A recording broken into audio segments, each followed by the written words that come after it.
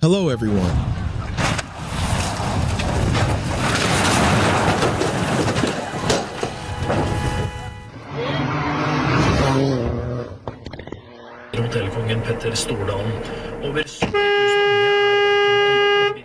A child should never cross the road alone. One small mistake can be life-threatening. This storm is almost moving due north, so it's going to move probably right up Sabine River.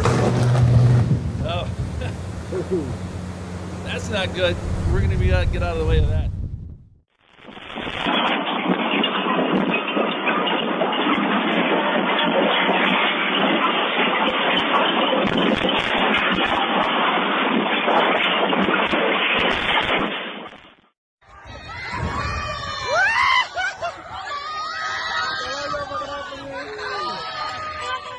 Nature showed its power when floodwaters swept away a bridge in India before it even opened.